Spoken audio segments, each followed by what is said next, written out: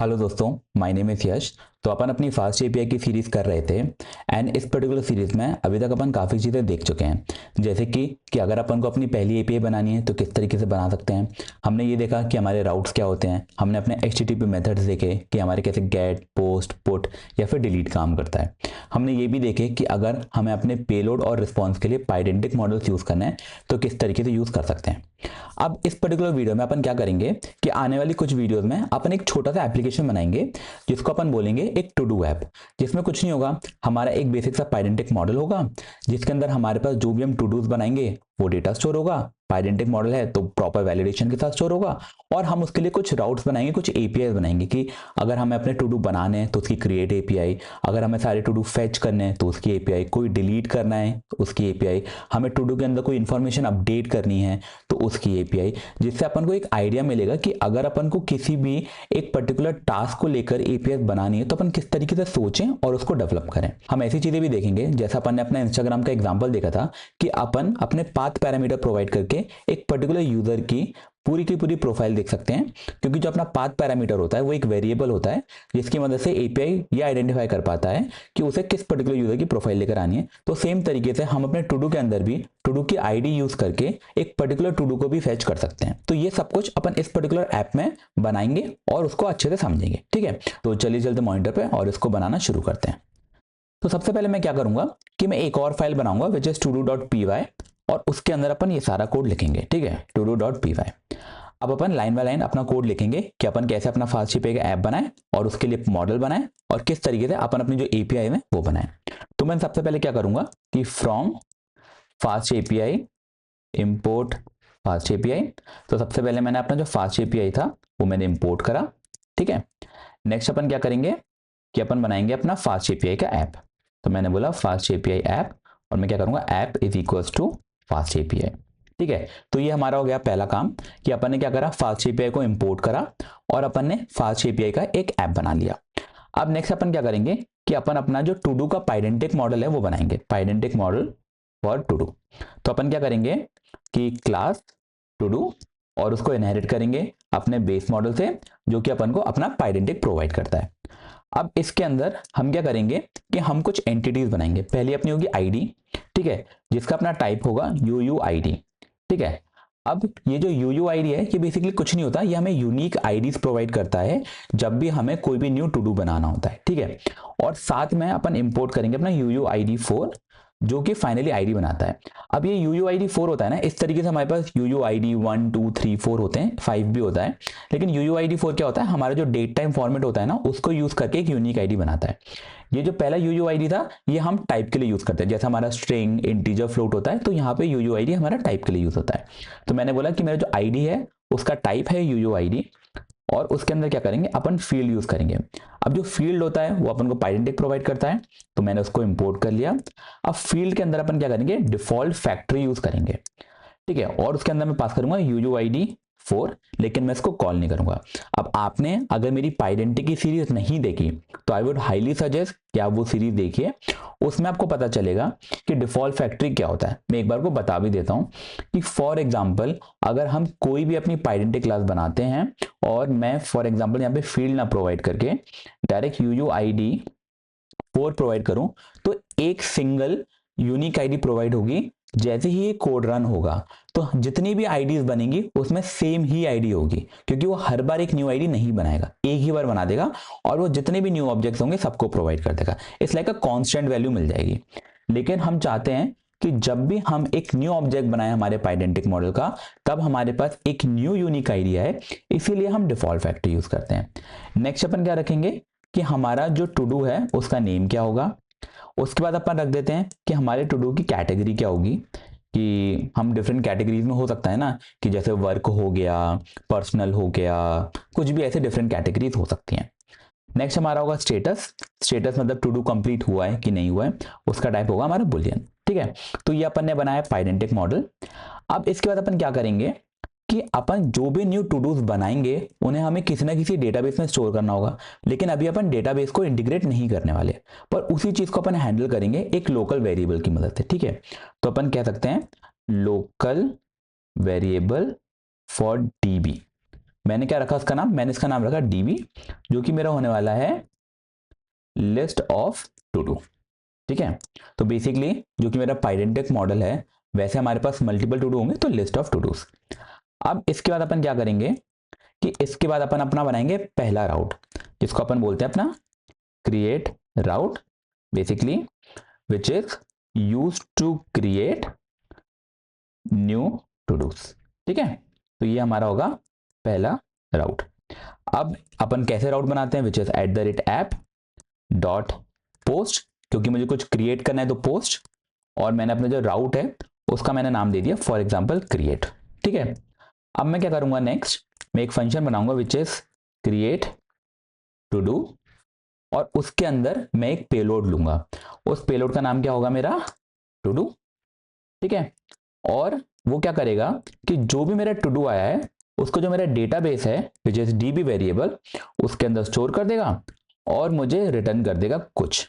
अब जो रिटर्न करेगा, जैसा अपन ने डिस्कस किया था कि अपन रिटर्न भी एक पाइडेंटिक मॉडल करेंगे, तो अपन क्या करते हैं कि अपन एक पाइडेंटिक मॉडल बना देते हैं which is todo create out, कि जो आपका क्रिएट राउट है उसका अपन एक पाइडेंटिक मॉडल बना रहे हैं। ठीक है, तो मैंने बोला बेस मॉडल से इनहेरिट, और मैंने क्या करा, इसके अंदर मेरे पास दो इंफॉर्मेशन होगी, पहली मेरी होगी टू डू जो कि मेरे पास इनपुट में है जिसका टाइप होगा टू डू, और सेकंड मेरा होगा मैसेज जो कि एक स्ट्रिंग टाइप का होगा। ठीक है, अब मैंने क्या करा नेक्स्ट कि यहां पर मैंने अपना जो राउट है उसके आगे मैंने अपना रिस्पॉन्स मॉडल प्रोवाइड कर दिया which is todo create out.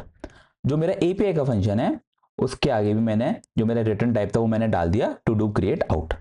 अब मैं क्या करूंगा कि मैं यहाँ पे करूंगा एक ऑब्जेक्ट बनाऊंगा टू डू क्रिएट आउट का, उसके अंदर पहले प्रोवाइड करूंगा टू डू जिसका टाइप है टू डू, और एक मैसेज प्रोवाइड करूंगा कि टू डू क्रिएटेड।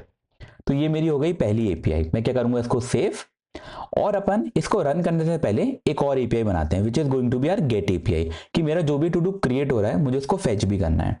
तो मैं क्या करूंगा, नेक्स्ट मेरी होगी get route, basically used to fetch the todos. ठीक है, अब मैं क्या करूंगा, मैं लिखूंगा @app.get, और उसका मैं राउट बनाऊंगा टू डूज, कि जितने भी मेरे पास टू डूज अवेलेबल हैं आप सारे मुझे रिटर्न कर दीजिए। और मैंने इस फंक्शन का नेम लिखा फेच टू डूज, और इसके अंदर अपन कुछ भी इनपुट नहीं लेंगे, और मैं रिटर्न कर दूंगा एक ऑब्जेक्ट। लेकिन मैं यहां पर भी एक पाइडेंटिक मॉडल ही रिटर्न करना चाहता हूं, तो उसके लिए अपन क्या करेंगे, अपन बनाएंगे एक पाइडेंटिक मॉडल जिसका नाम होगा class todo get out, और उसको भी अपन इनहेरिट करेंगे बेस मॉडल से, नॉट एक्सेप्शन, बेस मॉडल। और उसके अंदर हमारे पास क्या होगा, हमारे पास होंगे todos which is going to be list of todo, क्योंकि एक टू डू नहीं होगा, लिस्ट ऑफ टू डू होंगे, और साथ में होगा एक मैसेज।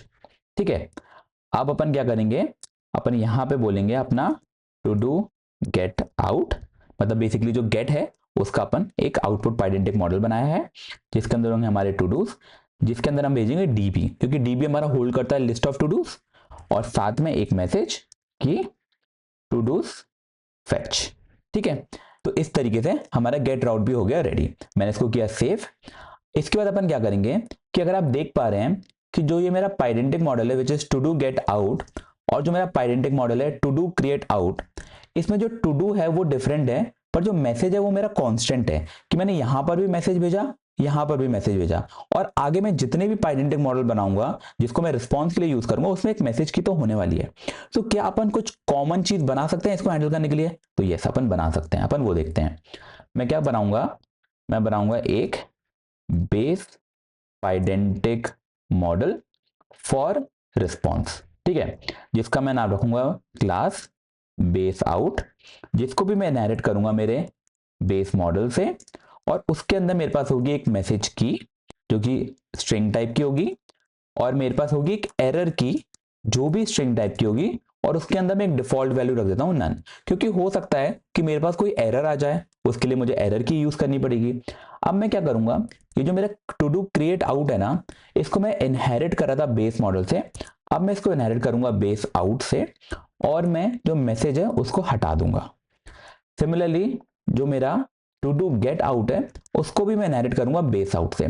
तो बेसिकली अब क्या होगा, ये टू डू गेट आउट है ना जो, और जो टू डू क्रिएट आउट है, इसके अंदर टू डू की होगी और टू डूज की होगी, पर दोनों में मैसेज और एरर की होगी। क्यों? क्योंकि वो इनहेरिट किया गया है बेस आउट से।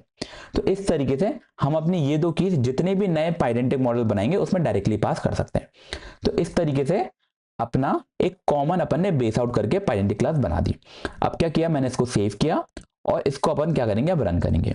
तो रन करने के लिए अपन क्या करेंगे, अपनी uvcon की कमांड चलेंगे विच इज uvcon, और इस बार अपनी जो फाइल का नाम है वो क्या है, टू डू। तो टू डू, अपने ऐप का नाम क्या है, ऐप, और उसको अपन क्या करेंगे, रीलोड।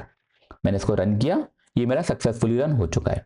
अब अपना पहला राउट था क्रिएट और दूसरा था टू डूज, तो उसके लिए अपन अपनी एपीआई को करेंगे कॉल। तो मैंने क्या करा, मैंने ये अपना राउट लिया, मैंने यहाँ पे सेव किया। पहला मेरा राउट होगा विच इज क्रिएट, और ये मेरा पोस्ट टाइप का है, और मैं इसमें एक बॉडी पास करूंगा। ठीक है, वो जो बॉडी है वो मुझसे क्या एक्सपेक्ट करती है, वो मुझसे एक्सपेक्ट करती है नेम, कैटेगरी, स्टेटस, और आईडी ऑटोमेटिकली क्रिएट होगी, वो मुझे क्रिएट नहीं करनी है। तो मैं उसके अंदर ये तीनों वैल्यूज भेज देता हूं। तो मैंने भेजा नेम, जिसके अंदर मेरा जाएगा टू डू 1, मैंने भेजा मेरा कैटेगरी, जिसके अंदर मैंने भेजा कैटेगरी 1। अब एक चीज मैं यहाँ पे चेंज करना चाहूंगा कि जो मेरा स्टेटस है ना, मैं चाहता हूं कि इसकी बाय डिफॉल्ट वैल्यू फॉल्स रहे। क्यों? क्योंकि ऑब्वियसली कोई भी न्यू टू डू बनाऊंगा तो उसका स्टेटस ट्रू मतलब सक्सेस तभी होगा जब अपन उसको सक्सेसफुली यूज कर चुके होंगे। लेकिन अगर अपन पहले कोई भी बनाएंगे तो उसकी डिफॉल्ट वैल्यू तो फॉल्स ही रहेगी ना।